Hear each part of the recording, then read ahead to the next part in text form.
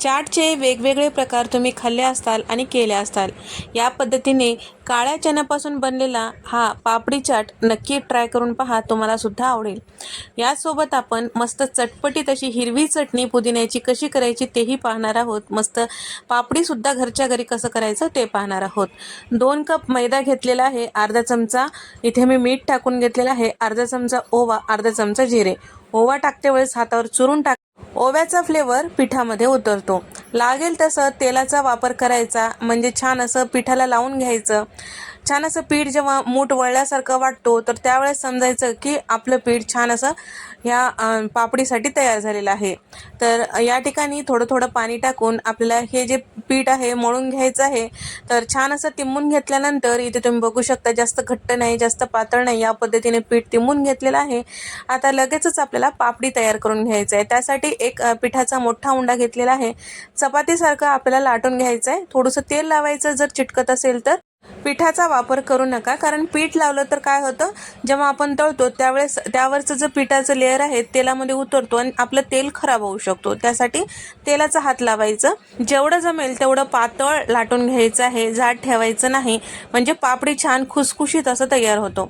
तर एक डब्याचं झाकण घेतलेलं आहे, या पद्धतीने गोल असं कट करून घेतलेलं आहे आणि काट्याच्या चमच्याने याला छिद्र करून घेतले, जेणेकरून हे फुगणार नाही. फुगलं तर मग ते नरम होऊ शकतात नंतर. जर याच पद्धतीने छिद्र करून घेतलं की ते फुगत नाहीत आणि छान असे खुसखुशीत राहतात. तर या ठिकाणी तुमच्याकडे जर अशा पद्धतीचं मशीन असेल कट करायचं तर या पद्धतीने तुम्ही कट करू शकता, किंवा छोटे छोटे पाती लाटून सुद्धा तुम्ही हे पापडी तयार करून घेऊ शकता.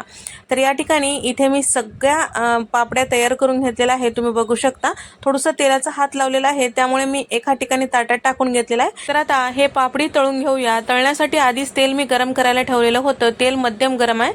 त्यानंतर आपल्याला यामध्ये मावतील एवढे पापडी टाकून घ्यायचं आहे.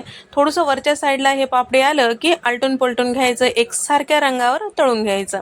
छान असं सोनेरी रंगावर आलं की ताटामध्ये काढून घ्यायचं आहे. तर तळते वेळेस लक्षात ठेवा, घाई गडबड करायचं नाही, पुरेसे याला वेळ द्यायचं आणि छान असं तळून घ्यायचं. मोठा गॅस करताल तर हे जे पापडी आहे सुरुवातीला आपल्याला छान खुसखुशीत झाल्यासारखं कडक झाल्यासारखं वाटतं, पण जसजसं थंड होईल तसं ते नरम पडतात, मग त्यामध्ये मजा येणार नाही. तर त्यासाठी थोडंसं मध्यम गॅसवर आपल्याला तळून घ्यायचं आहे आणि छान असे हे खुसखुशीत पापडी तयार होतात. इथे आपली पापडी तयार झालेली आहे. महिनाभर हे पापडी गच्च झाकणाच्या डब्यात ठेवताल तर टिकून राहतो, पण एवढे पापडी मस्त होतात की ते लगेचच संपतात. तर इथे आपल्याला चाटसाठी गोड दही तयार करून घ्यायचं आहे. तर त्यासाठी मी अर्धा लिटर दही घेतलेला आहे आणि त्यामध्ये चमचाभर काळं मीठ आणि 2 चमचे पिठी साखर टाकून छान मिक्स करून घेतलेलं आहे. एकसारखं मिक्स केलं की छान दाटसर दही तयार होतो. आता पाहूया हिरवी चटणी. पुदिन्याची चटपटीत चटणी करण्यासाठी इथे मी मिक्सरच्या भांड्यामध्ये 1 मूठ इतकं पुदिन्याची पानं टाकून घेतलेली आहे आणि त्याचबरोबर कवळ्या देठासहित इथे मी 2 मूठ गच्च असं कोथिंबीर टाकून घेतलेलं आहे. अर्धा कप इतकं बारीक चिरून घेतलेला कांदा टाकलेला आहे. अर्धा चमचा लिंबाचा रस टाकून घेतलेला आहे आणि त्याचबरोबर इथे मी एक चमचाभर इतकं आल्याचा कीस टाकून घेतलेला आहे. तर या पद्धतीने कीस करून टाकल्यामुळे छान मिक्सरला बारीक असं फिरवल्या जाते. तर याचबरोबर इथे मी साधारण पाव कप इतकं बारीक शेव टाकून घेतलेला आहे आणि अर्धा चमचा इथे मी चाट मसाला, 1 चमचा धने पावडर, अर्धा चमचा भाजलेल्या जिऱ्याची पूड आणि 1 चमचाभर साखर टाकून घेतलेला आहे. आणि इथे मी गरजेपुरतं पाणी टाकून घेतलेलं आहे. काळं मीठ साधारण 1 चमचाभर इतकं टाकून घेतलेलं आहे आणि अगदी अर्धा चमचा साधं मीठ टाकून घेतलेलं आहे, म्हणजे चवीपुरतं टाकलं तरी काय हरकत नाही. आता मिक्सरला झाकण लावून या पद्धतीने चटणी तयार करून घेतल्यावर तुम्ही बघू शकता मस्त असा रंग सुद्धा आलेला आहे. आणखीन एक गोष्ट, यामध्ये मी जे पाणी वापरलेलं आहे ते थंडगार फ्रीजमधलं पाणी आहे, जेणेकरून आपलं जे हिरव्या चटणीचा रंग जे आहे जास्त वेळ टिकून राहतो. तर इथे आपल्या चाटसाठी लागणारं दही, हिरवी चटणी आणि माझ्याकडे हे चिंचेची चटणी होती. याची जर रेसिपी पाहिजे असेल तर नक्की कमेंट करून सांगा.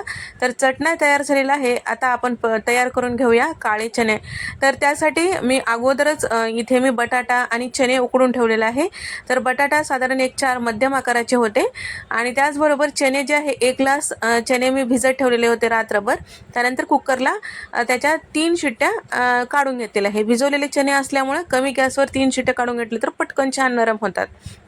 चणे कुकरला शिटी काढून घेते वेळेस काही टाकलेलं नाही, फक्त पाणी टाकूनच आपण शिजवून घेतलेला आहे.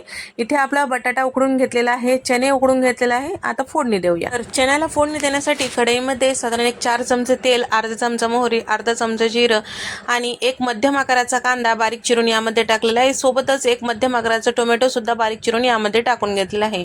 एक मोठा चमचा ओबडधोबड असं खलबत्त्यात कुटून घेतलेलं आलं लसूण पेस्ट यामध्ये टाकून घेतलेलं आहे. ते सुद्धा छान असं परतून घेऊया. तर हलकंसं रंग चेंज होईपर्यंत परतून घेतलेलं आहे. त्यानंतर शिजून घेतलेलं यामध्ये आपल्याला चणे टाकून घ्यायचं आहे. तर चणे जे आहेत छान असं नरम शिजल्या गेलेले आहेत. लक्षात ठेवा, जर चणे नरम शिजले गेले नसतील तर चवीला छान होणार नाही. आणि त्याचबरोबर उकडून घेतलेला बटाटा नंतर ते मॅश करून घेतलेला होता ते सुद्धा यामध्ये टाकून घेतलेला आहे. तर अगदीच किसून घ्यायचा नाही बटाटा, हाताने मॅश करायचा, म्हणजे कुठे कुठे बटाट्याचे तुकडे यामध्ये दिसायला पाहिजे.